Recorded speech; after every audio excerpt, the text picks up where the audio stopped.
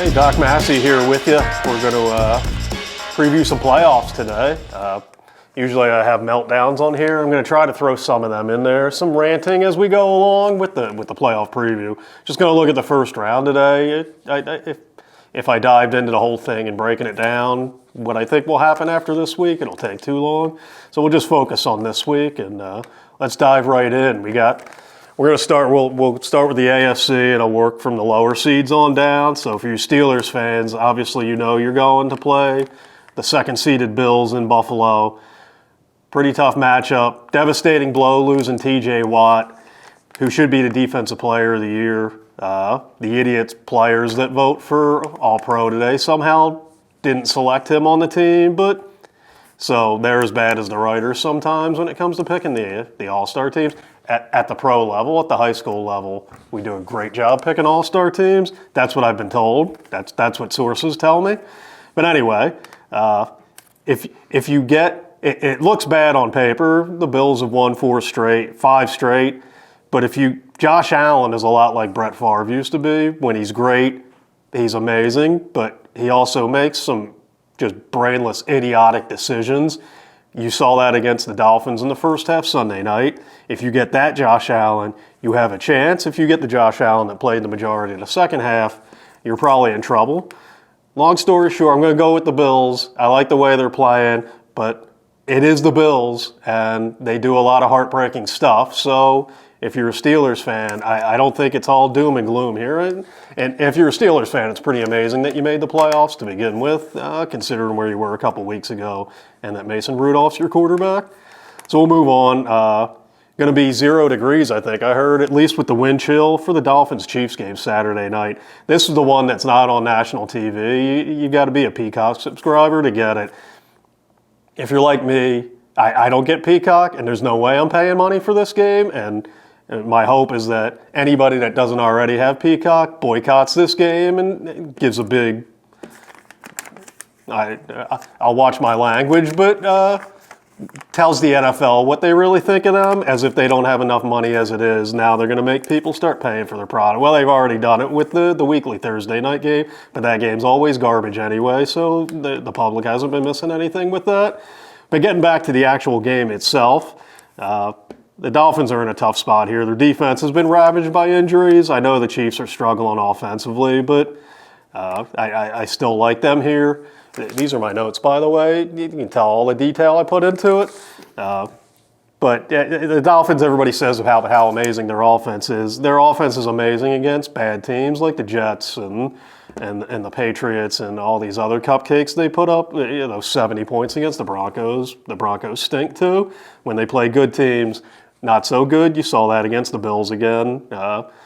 Tua is an average quarterback. He's got great weapons around him. Tyreek Hill probably would have 2,000 yards if he had a good quarterback instead of Tua there. Again, Tua's not a bust. He's decent, but he's not the long-term answer for the Dolphins. I think he holds them back. And as much as I would love to see the Chiefs lose, because I'm so sick of all their crying and all the stupid commercials with Pat Mahomes and Travis Kelce and all the stupid Taylor Swift stuff, which watch for the referees in this one and going forward in the playoffs, because you know the NFL desperately wants to see Taylor Swift at the Super Bowl cheering for the Chiefs. So if there's be aware for any hijinks. If there's any controversial calls, they'll be going the Chiefs' way, like they always do in the playoffs, like they did in Super Bowl 54 against the Niners, like they did in last year's AFC Championship, like they did in the Super Bowl. Getting back on topic, I like the Chiefs here. I just don't think the Dolphins have enough. Their defense doesn't have enough to shut down the Chiefs.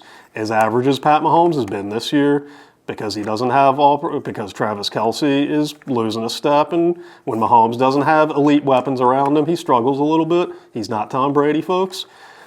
Let's move on. Browns at Texans. Who would have thought that these two teams would be playing at the beginning of the year in the playoffs? That's what you love about sports. And if you're not a cold-hearted, mean person, how can you not pull for the Bills and the Browns in the playoffs this year? I mean, after all the heartbreak those fan bases have experienced over the years, the Browns they're playing really well. Somehow Joe Flacco came off the couch a few weeks ago and is playing some of the best football of his life. Houston, I really like C.J. Stroud. He's had an amazing rookie season. The best part of that is David Tepper, the idiot Panthers owner that like a moron, threw water on a Jacksonville Jaguars fan. Could have had C.J. Stroud. Instead, he took Bryce Young and gave away the first-round pick this year to the Chicago Bears in doing so. Great move, David. So the Texans love that. I think the Browns are the better team here. The Browns have a really good defense. Amari Cooper had 265 receiving yards against the Texans last time. He's healthy again. I'm going to go with the Browns here, but it is the Browns, and as it is with the Bills, when they lose in the playoffs, it's usually in gut-wrenching, devastating fashion, so I wouldn't be shocked that the Texans win here, but I'm going to go with the Browns. I'm going to keep riding that train that they picked up speed with down the stretch there. So we'll go to the NFC now. So recapping, I'm going Bills, Chiefs, Browns, so holding chalk until that Browns-Texans game. We'll go with the 5 seed there. NFC, Packers at Cowboys. Packers at a 7 seed at Dallas. How great is it for the Packers? I mean, they got rid of that albatross Aaron Rodgers, so it's got to be great to have a quarterback that doesn't choke in win or go home games in the playoffs now, and that isn't a moron spouting the most idiotic, ludicrous conspiracy theories every week. And this idiot goes on, like he says, well, the Jets got to get rid of all the BS. Well, then look in the mirror. You're the idiot that goes on national TV every week and spews just the most conspiratorial nonsense out there. He's one of the biggest narcissists I've ever known. He's one of the most insecure human beings alive. He's just got to be in the spotlight. He's been out all season. He was never going to come back this year, folks. All this crap that he said about, oh, I'm going to come back if we're still in the playoff hunt. No, he just wants to stay in the limelight. It's the same crap he pulls every year after he chokes in the playoffs and says, maybe I'll retire. It's because he wants to be in the limelight. And he knows because he so often chokes in the playoffs that after he loses there, he can't be in it, so he tries to stay in it by the retirement crap. I've gone way off on a tangent here, but the bottom line is Aaron Rodgers is a terrible leader, and when the Packers got rid of him and didn't have to deal with all his drama and him throwing the coach under the bus and throwing his receivers under the bus, when they got a true leader like Jordan Love, all of a sudden, all those weapons that allegedly weren't good for the Packers, they're all clicking now, and Jordan Love's been amazing down the stretch. So they've got a bright future, and it's got to be great for Green Bay to get rid of the diva and have a leader on your team and actually be able to focus on football. And they've made a great run down the stretch here. It's kind of a dangerous game for Dallas. I like the way Green Bay's playing. They've been really, really good down the stretch. As I said, I think Jordan Love over his last 6 games has 18 touchdowns, just 1 interception. He's been the anti-Rodgers down the stretch. But people knock Dallas, but on paper they're really good, and they won the division, I think, because the Eagles kind of faltered big time down the stretch. But I still like the way Dallas is comprised. Prescott's having a great year. CeeDee Lamb's one of the best receivers in the game. Defense is good. I think the Packers hang tough, but Dallas is the pick here. So we'll move on to the Rams and Lions. Lions hosting their first playoff game in 30 years. That's crazy. That's crazy. And they haven't won a playoff game. Well, look how gray my hair is, folks. I was a freshman in high school the last time the Lions won a home playoff game. It was 1991 against the Cowboys. They won 38-6. Why I remember that, I don't know. My wife can tell me something 5 minutes earlier and I'm going to forget it, but I can remember that game. And it was fun because I hated the Cowboys back then, so it was fun watching the Lions maul them. But that's how long it's been.